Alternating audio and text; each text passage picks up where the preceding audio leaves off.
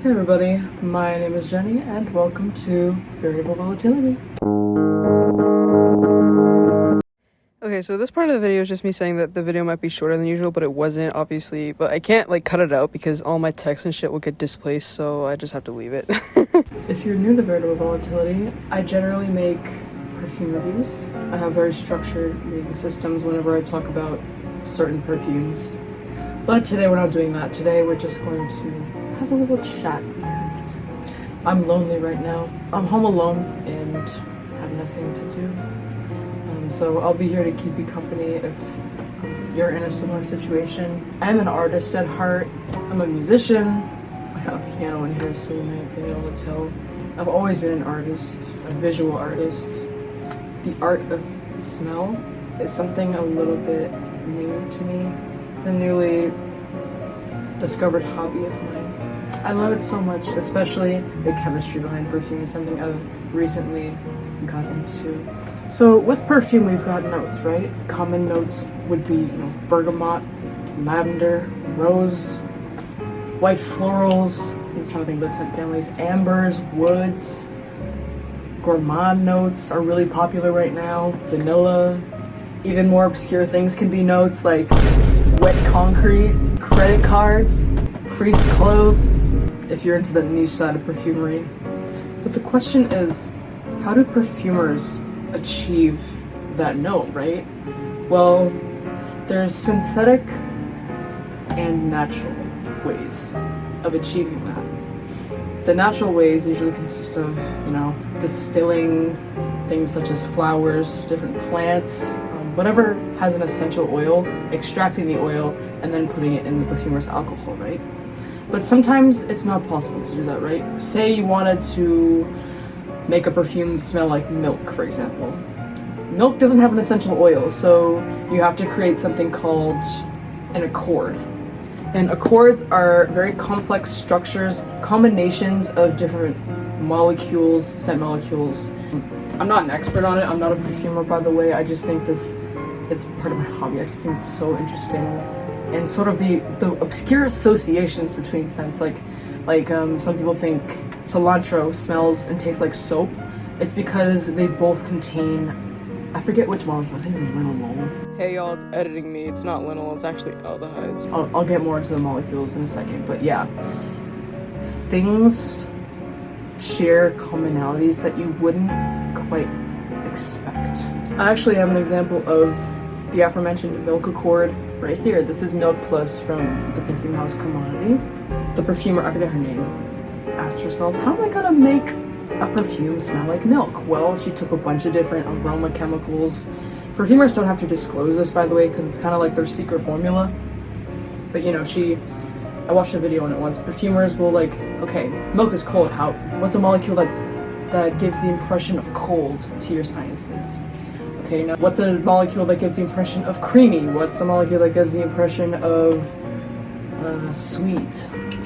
And they combine all those molecules to create the milk accord. And when I smell Milk Plus, it strangely smells cold. Especially, I'm smelling it right from the bottle, but when it's drifting through the air, it's damn, this smells like milk, weirdly. And it's through science that you achieve that. But besides accords, let's go, more elemental, I guess, into the art of perfumery. We've got certain aroma chemicals, as they call it, are used in many perfumes, and generally the consumers aren't aware of them. Some of them are a little bit more well-known, and it'll be if you go on Fragrantica, sometimes there will be notes that are the molecules. For example, Iso Super, you might have heard of that before. But there are also a lot of aroma molecules that are less known of, and I just wanted to mention them to you because I find it really interesting. I don't know if you do. When I first started getting into perfume, my obsession with perfume, I would watch videos on YouTube and stuff. People would throw around terms like aldehydic, ozonic, solar, indolic, heady, resinous, and I'm like, the fuck does that even mean? How am I supposed to know that? This is part of the fragrance head lingo, or the what's the freaking linguistics word I'm trying to think of? I don't remember, bro.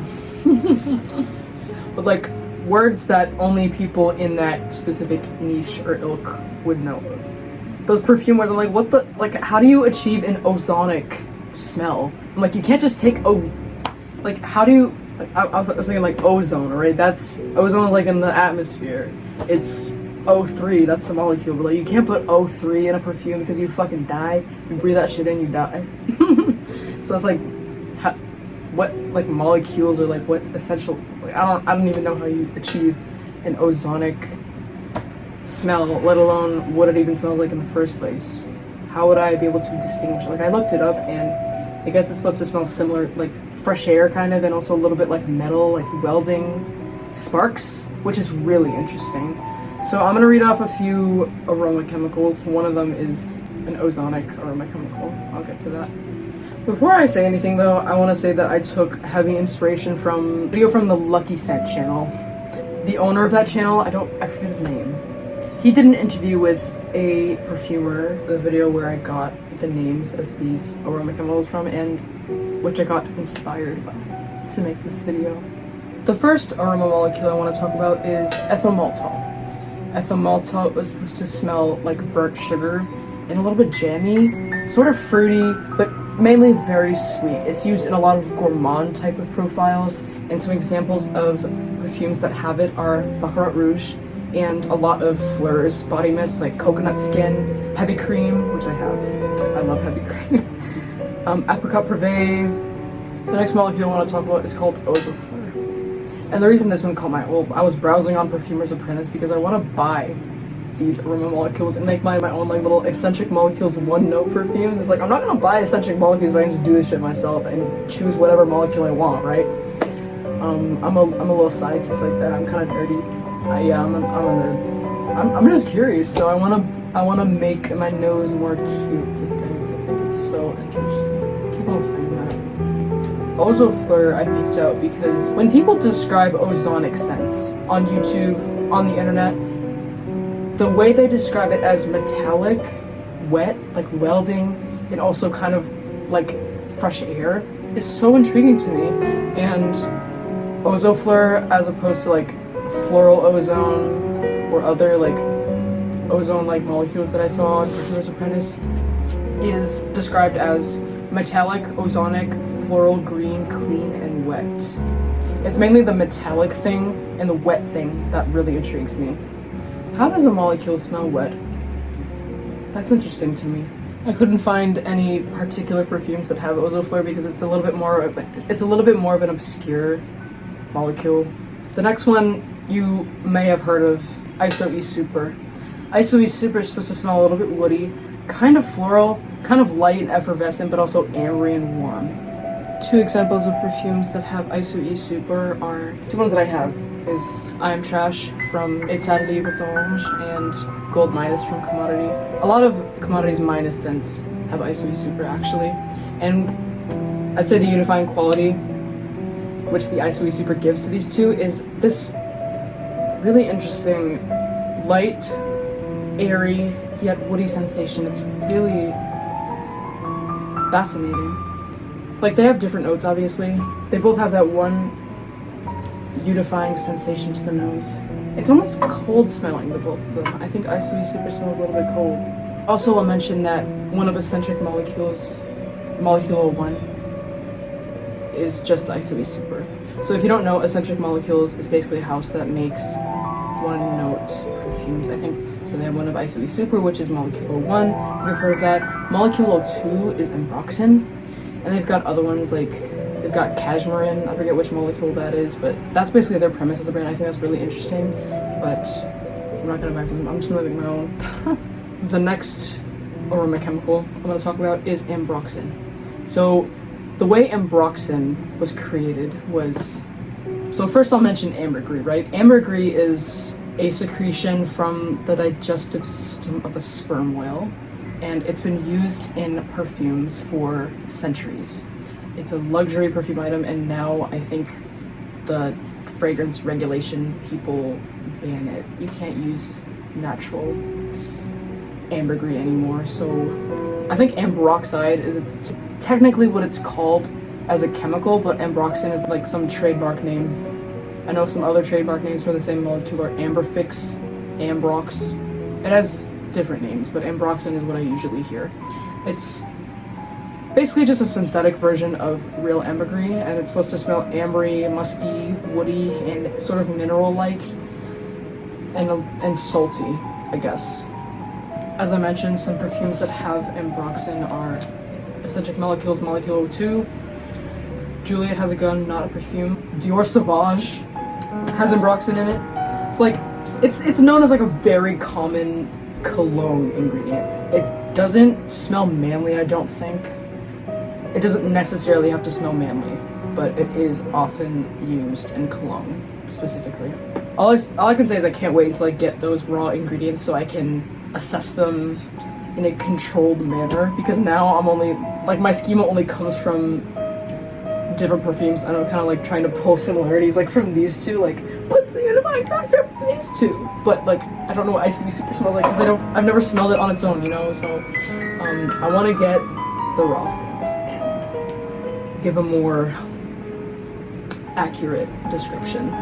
Next up, I'm going to talk about hedione. Hedione, as described by the guy from the Lucky Scent video, is supposed to be, obviously I'm quoting, like I just said, just a pretty smell, and I guess something that perfumer said. Let me get their names, because I feel really bad just like saying like this perfumer and not giving them any credit. Alright, so the video I'm referencing, I'll leave a link, is from Lucky Scent's It's Just Perfume podcast. The host's name is Steven Gontarski, and on this particular episode he had a guest, perfumer Ashley Kessler, and they were just talking about basically all these scent molecules I'm mentioning. I added a few, but pretty much all the ones that they mentioned I have on this list. Anyway, though, back to hedione. Most jasmine notes in perfumes will feature the ingredient of hedione. So when perfume lists notes, it's not the same as when it lists ingredients. Ingredient language and note language are not the same realm. You know what I mean? Hedione doesn't come from the jasmine plant, it's synthetically made. It's not naturally occurring in the jasmine plant, but it does smell very similar to jasmine, and sometimes when perfumes, like I said, have a jasmine note, they're using hedione and not necessarily jasmine essential oil. Other than jasmine though, it may smell transparent, floral, just in general, and a little bit citrusy. The next molecule is benzyl salicylate. The reason why this one piqued my interest is because of my curiosity and fascination with solar scents. I looked more into it. What are sort of like the more chemical components of solar? Because people describe solar as smelling like the sun. That's a little bit abstract to me. Like, what does that mean exactly? Like, people say sometimes it smells like white florals, sometimes it smells like coconut, but that didn't really make too much concrete sense to me.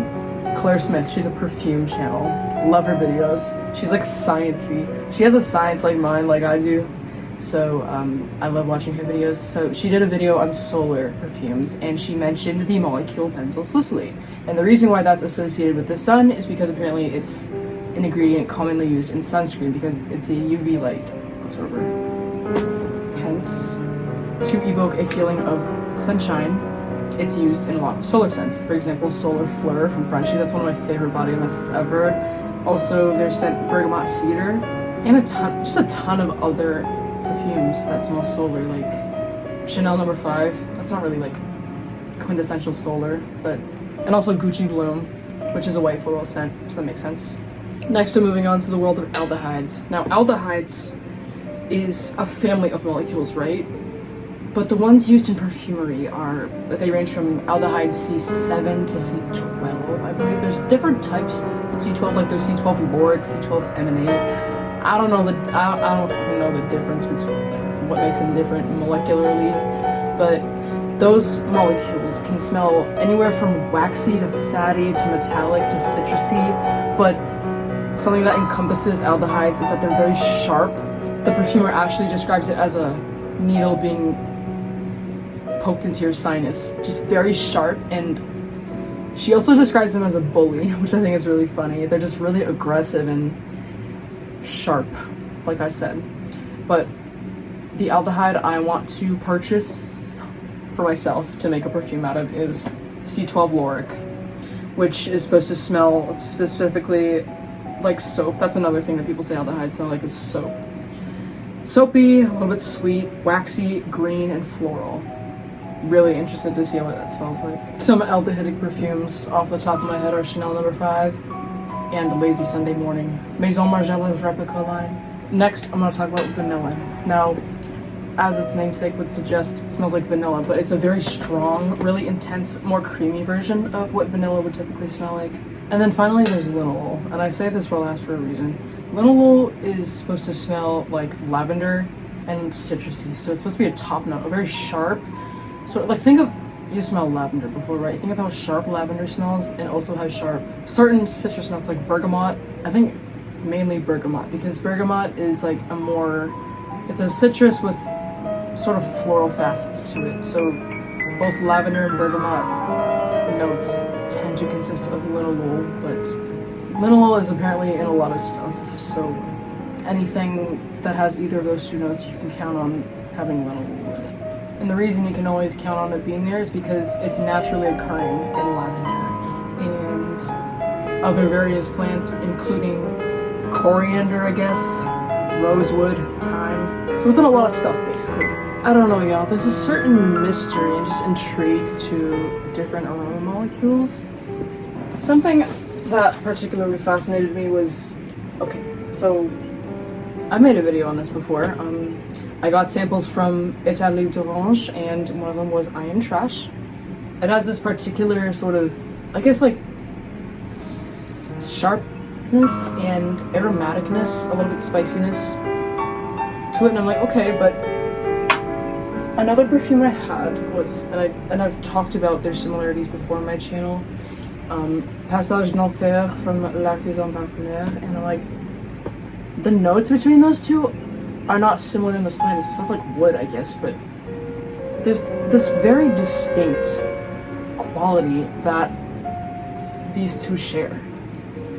And this other day, I was snooping through my mom's perfume collection, don't tell her, and she has this really old perfume. What the fuck is it called? It's so old. It's a Mariah Carey perfume. Luscious Pink, I think. Looks like a butterfly. I don't even know if they still make it, but when I smell it, I'm like, oh shit. This smells like whatever is in these two. So I'm like, there has to be something chemically similar, even though the notes aren't particularly like similar at all. There's a certain like citrusy, sharp quality. It's very particular. It's not just citrus and sharp. It's this very particular, almost spicy, maybe a little bit woody, I guess. No, a little bit hay-like. I don't know. So I'm like, okay, let me look up all the chemical ingredients to them, and honestly, there's probably more ingredients in those three perfumes that are similar between them. They just aren't disclosed because it's part of the perfumer's secret formula. But I did some digging, and all three of those perfumes have linalool, which I've already established isn't anything anyways, and also citronellol. I don't know if you've ever heard of citronella. Mosquito repellent. Candles and like diffusers and stuff. But also I'll mention that Luscious Pink and Passage d'Enfer have limonene, which is also kind of common. Still want to draw similarities. Those two scents also share hydrocitronellol with each other. I think hydrocitronellol is supposed to smell like citronella, but a little bit more floral, which I get. And then Passage d'Enfer and I Am Trash both have benzyl benzoate. I forgot to mention, hydrocitronella is supposed to also smell sweet. This sweet floral smell, and I understand that because Luscious Pink and Passage d'Enfer have this particular sweetness that isn't the same. Like, I Am Trash is still sweet, but it's sweet in a different way, so I don't know. You just have to smell it. There's no other way I can describe it. And the fact that I can't put it into words is why it's so interesting to me. Certain scent molecules are so particular and so hard to put your finger on, at least with the English language, that it's super fun to just make things ever so acute and particular with your words and in your mind when you get into this sort of like niche community of fragrance heads. I just love it, man. Like, I could imagine myself, like, say like there's like a cleaner or something on the table. I smell like, oh shit, that smells like citronellol, and then the other people around me are like, but put it back in the psych ward. That's kind of all I had to talk about today. I hope to do more like perfume sciencey videos because the type of science that's really evocative to your senses. Like I like color science, smell science like we're talking about now, taste science, which is kind of the same thing, hearing science. You know, why does like a minor triad sound sad to us? I love that shit. I'm gonna make more videos about that for sure, okay? Hopefully I'll get those ingredients and make perfumes out of them and describe them with more detail and more accuracy. But other than that, keep being you and stay proud of yourself. Bye-bye.